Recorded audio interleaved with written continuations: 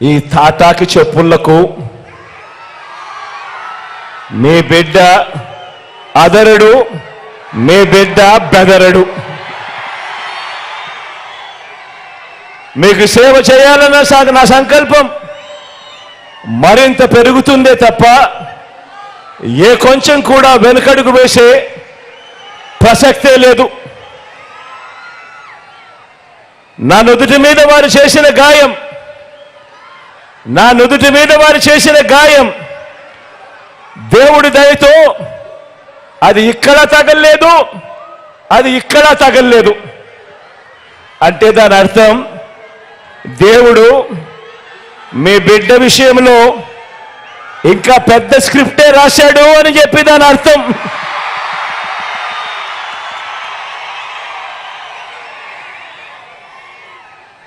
నా నుదుటి మీద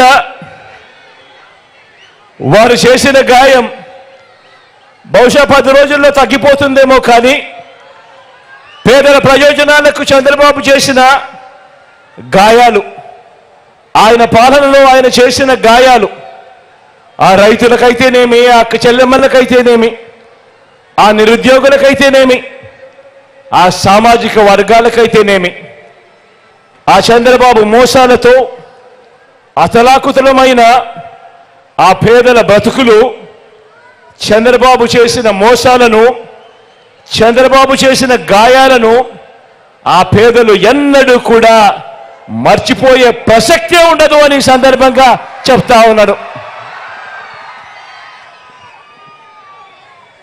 గాయపరచడం, మోసం చేయడం, కుట్రలు చేయడం చంద్రబాబు నైజమైతే, మీ ఇంటింటికి మంచి చేయడం మీ బిడ్డ నైజం అని చెప్పి కూడా ఈ సందర్భంగా గర్వంగా చెప్తా ఉన్నా.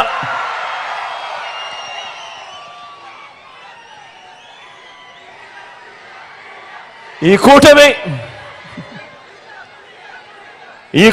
నాయకుడు ఈ చంద్రబాబు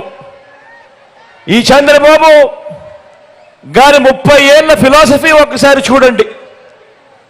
30 సంవత్సరాల చంద్రబాబు ఫిలాసఫీ ఒకసారి గమనించండి. పేద ప్రజలకు ఏ మంచి ఇవ్వద్దు అని, పేద ప్రజలకు ఏ మంచి చేయొద్దు అన్నది చంద్రబాబు ఫిలాసఫీ. ఇలా ఎంతమందికి చంద్రబాబు ఇవ్వద్దు అని చంద్రబాబు వాదించాడో గుర్తు తెచ్చుకుంటే బాబు ఎలాంటి వాడో అందరికీ కూడా అర్థమవుతుంది ఆయన నైజం. రైతులకు ఉచిత విద్యుత్ ఇవ్వద్దు అన్నది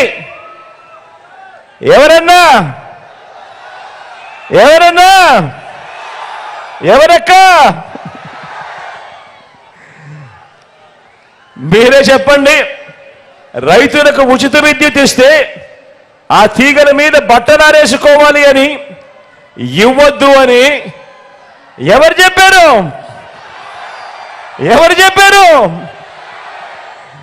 ఈ బాబే. కిలో 2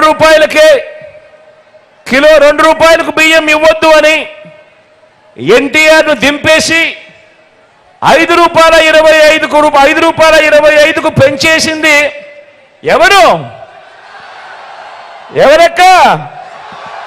ఎవరన్నా? అది ఈ బాబే. ప్రభుత్వ ఉద్యోగాలు ఇవ్వద్దు అన్నది ఎవరంటే ఆ దౌర్భాగ్యం కూడా ఈ బాబే.